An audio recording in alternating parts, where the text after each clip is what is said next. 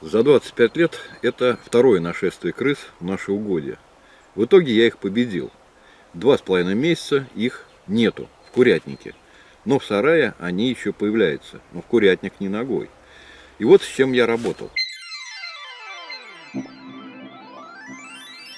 Итак, все по порядку. Первое нашествие огромнейших крыс было примерно 10 лет назад, но не в курятнике, а в сарае. До курятника не дошли, видимо, были слишком голодные. Тут стояли закрытые пластиковые бочки с зерном и комбикормом, которые они грызли по-взрослому, не щадя зубов. Причем испортили их в первую же ночь своего появления.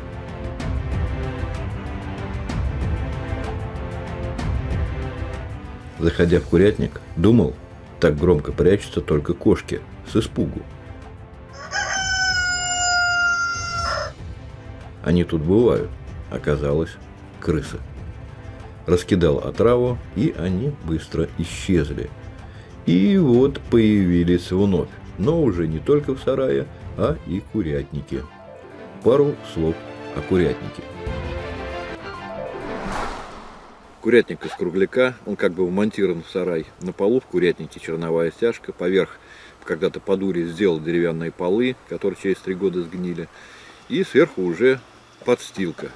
Подстилка обычно стружка, но если стружки нету, то сено сушим летом. В этом году прикупил 2 такие приличные кормушки и корм, комбикорм и зерно в постоянном доступе, что, собственно, и сыграло главную роль для привлечения крыс. Тут и тепло, и жратва, и они решили, видимо, надолго у нас прописаться. Но не получилось. Итак, настал тот день, когда появились крысы. Сразу после Нового года утром вижу всех кур на насесте, а кормушки, как маятник, качаются. Включаю свет. Вижу, в подстилке появилась дырка. С каждым утром их становилось все больше и больше. Срочно купил фотоловушки, и картина прояснилась. Я до сих пор в шоке. Омерзительное зрелище. В темноте вылезали из всех щелей, прыгали на кормушки, залезали на гнезда и насесты. Подходили к курам. Насчитал 7 штук. Крысиное семейство. Клан. Из них 2 очень крупные. Вот откуда они пришли? С помойки, которая частенько бывает переполнена. Ну что, есть местечко нашему мусору-то? Нашли.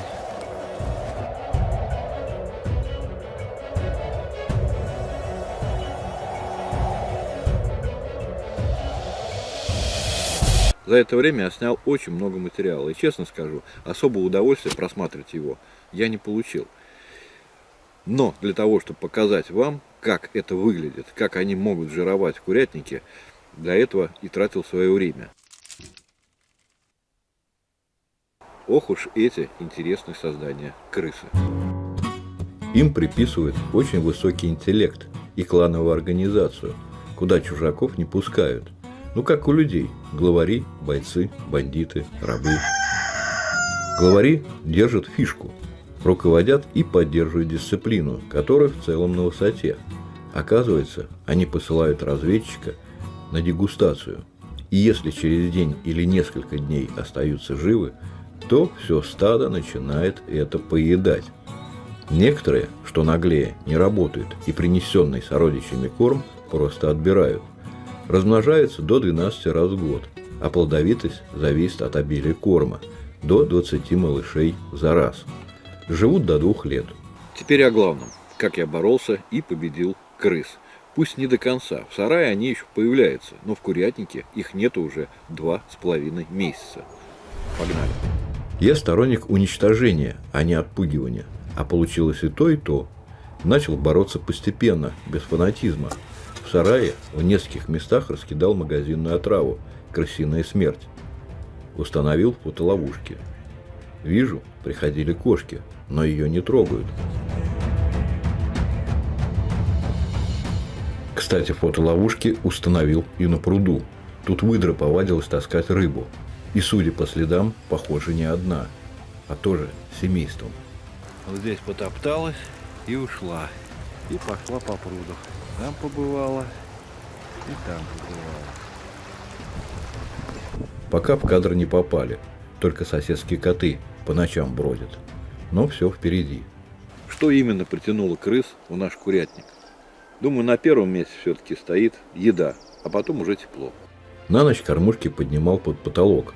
Крысы появлялись, но, не находя еды, долго не задерживались. Пораскинув оставшимися и высохшими мозгами, решил засыпать в жирную дырку гашеную известь.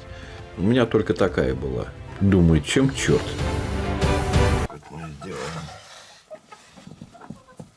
Засыпал. За ночь крысы ее откопали и прошли. Ладно, думаю, ждать результата не буду. Коллеги посоветовали засыпать в нору сухой горький перец чили, что я и сделал.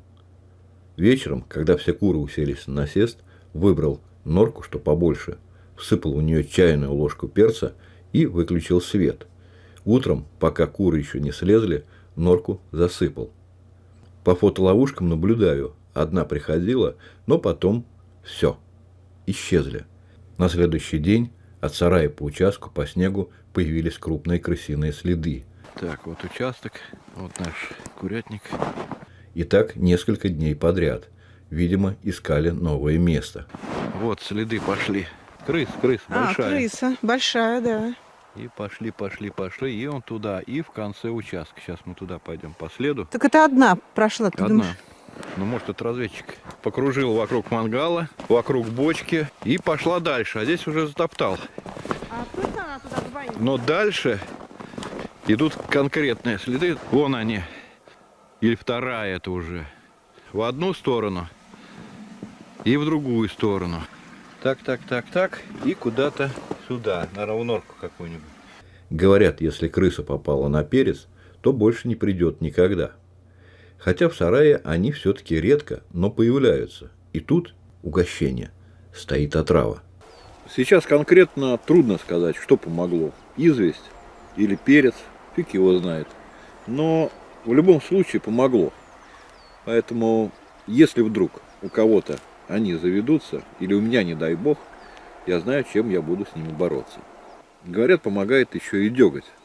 Берешь поролон, окунаешь в деготь, в норку, и на какое-то время они исчезают.